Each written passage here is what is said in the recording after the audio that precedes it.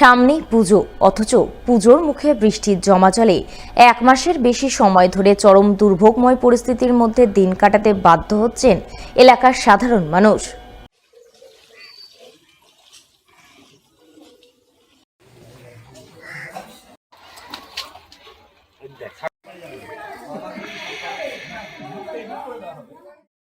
এই দুর্ভোগ কোনো প্রত্যন্ত গ্রামগঞ্জের নয়, খোদ মালদা শহরের বুকে।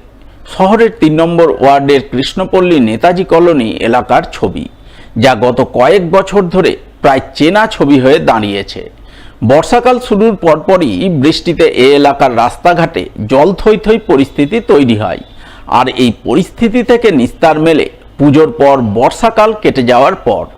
জলটা তো আপনার আষাঢ় মাস থেকে আছে। আমাদের খুব অসুবিধা হচ্ছে জলের জন্য, পাকড়ে লেগে যাচ্ছে পায়ে, ছেলে পেলে বাচ্চা কাচ্চা স্কুল যাওয়ার অসুবিধা। দিনের বেলা চুলকানি হয়ে যায়, আর রাত্রিবেলা পোকামাকড় সাপটা পাশে। গত কয়েক বছরের মতো এবারও মালদা শহরের কৃষ্ণপল্লী নেতাজি কলোনি এলাকায় বর্ষার শুরু থেকেই রাস্তায় জল জমে রয়েছে। বৃষ্টি হলে জমা জলের পরিমাণ আরও বাড়ে এবং দিনের পর দিন রাস্তায় জল জমে থাকায় সেই জল কার্যত বিষাক্ত হয়ে পড়েছে।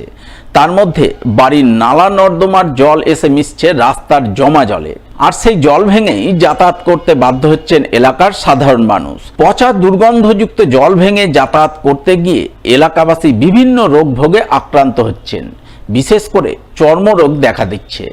তার উপর রয়েছে জমা জল থেকে ডেঙ্গু রোগ ছড়ানোর আশঙ্কা।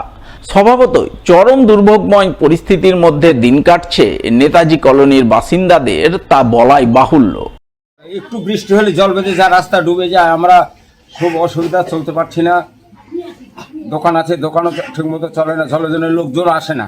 মাসের উপরে হয়ে গেল, বৃষ্টি হলেই জল বেঁধে যায়। ব্যবস্থা মেপে টেপে গেছে, কিন্তু এখনো কোনো ব্যবস্থা হয়নি। আমরা চাইছি রাস্তাটা উঁচু হোক, 2 ফিটের মতো উঁচু হলে আমাদের রাস্তায় জল জমতো না। এই জলটা বিল ভরার জন্যই জমছে না, ক্যানেল হয়নি। ক্যানেল হলে জলটা বেরিয়ে যেত, ক্যানেল নেই তো। হ্যাঁ, পোকামাকড়ের ভয়, সাপও আসে, তারপরে পা চুলকানি হয়ে যাচ্ছে, অনেক কিছু হচ্ছে। নোংরা জল, বাথরুমের জল সব এসে ঢুকে যাচ্ছে। এই বিষয়ে স্থানীয় 3 নম্বর ওয়ার্ডের কাউন্সিলর মনীষা সাহা মণ্ডলের সঙ্গে যোগাযোগ করা হলে তিনি বলেন, এটা দীর্ঘদিনের সমস্যা। এই সমস্যা থেকে এলাকাবাসীকে মুক্তি দিতে ইংরেজবাজার পৌরসভা বিলের জল নিকাশির ব্যবস্থা করছে। সেই নিকাশি নালার কাজ শেষ না হওয়া পর্যন্ত তাদের কিছু করণীয় নেই। দীর্ঘদিনের একটা সমস্যা, নতুন সমস্যা নয়। আমাদের তো এটা বিল এরিয়া, বিল সংলগ্ন কিছু এলাকা এই অতিবৃষ্টির ফলে জলমগ্ন হয়ে পড়ে। তো সেই এলাকাগুলো শুধুমাত্র বর্ষার সময় নয়, মানে বর্ষাকালে দীর্ঘদিন ধরে জলটা জমে থাকে। তো আমরা এই ডেঙ্গুর প্রাককালে চেষ্টা করছি সেই জল জায়গাগুলো, যেহেতু জল নিকাশির আমাদের কাজ চলছে, আপনারা জানেন খুব ভালো মতো। তো আমাদের সেই কাজ চেষ্টা করছি আমরা খুব তাড়াতাড়ির সাথে সম্পন্ন করা, এবং সেই কাজ সম্পন্ন হলে আশা রাখছি আমাদের এই জলের সমস্যা থেকে আমরা মুক্ত হব। এবং যে এলাকাগুলো জল এখনো রয়েছে, আমরা এই ডেঙ্গু প্রাককালে চেষ্টা করছি সেই সব জায়গায় ব্লিচিং এবং স্প্রে করে সেই ডেঙ্গু যাতে না ছড়ায়, যতটা পারছি আমরা কন্ট্রোল করার চেষ্টা করছি। এইভাবেই চলছে, কারণ আমাদের এই মুহূর্তে অপেক্ষা করা ছাড়া, ওই কাজটা সম্পন্ন করা ছাড়া আমাদের হাতে এই মুহূর্তে কিছু করণীয় নেই। পরিবারের সামর্থ্য নেই চিকিৎসা করানো, তাই প্রায় 20 বছর ধরে বাড়িতেই শিকলবন্দি অবস্থায় দিন কাটছে এক মানসিক ভারসাম্যহীন যুবকের। এমনই চরম অমানবিক দৃশ্য নজরে এলো মালদার হরিশ্চন্দ্রপুর 2 নম্বর ব্লকের মালিয়র 1 নম্বর অঞ্চলের টিওর পাড়ায়।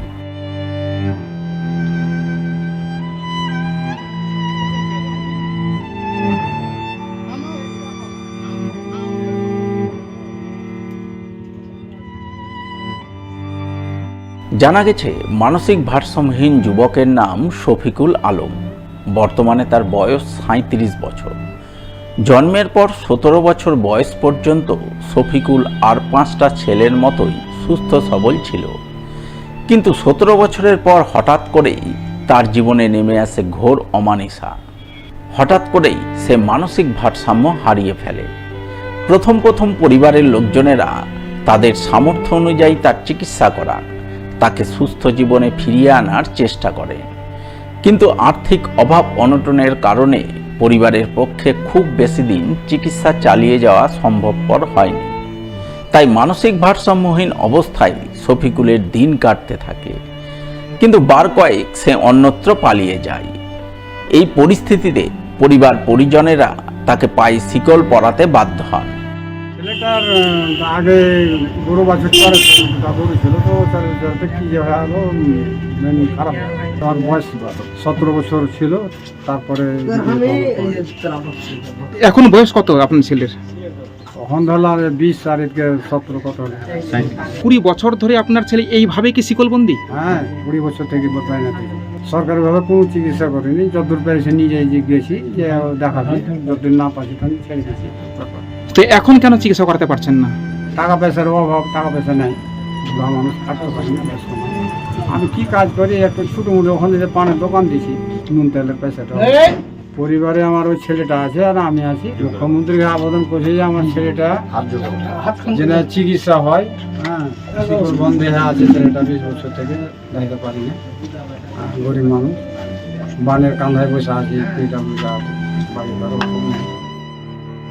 এরপর থেকে প্রায় 20 বছর ধরে বাড়িতেই শিকলবন্দি অবস্থায় দিন কাটছে শফিকুলের।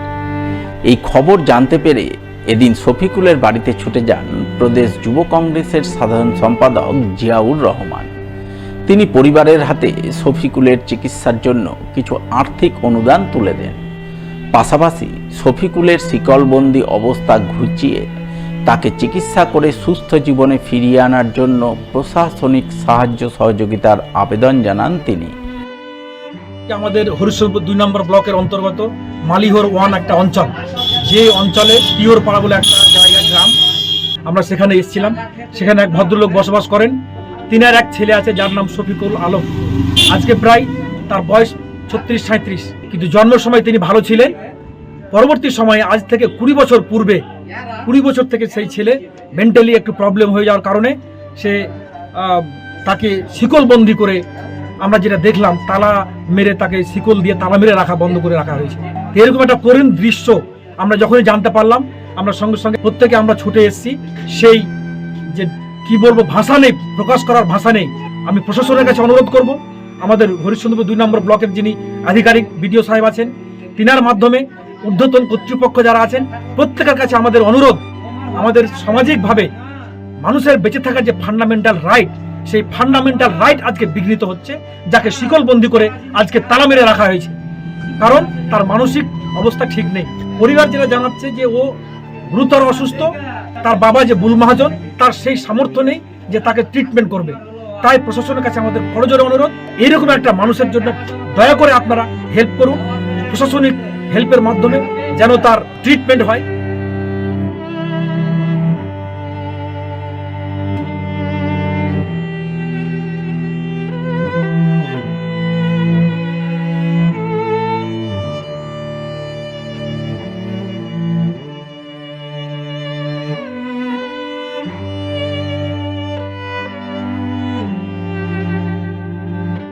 মালদা জেলা আইনি পরিষেবা কর্তৃপক্ষের উদ্যোগে বুধবার এক সচেতনতামূলক শিবির হয়ে গেল মালদা থানায়।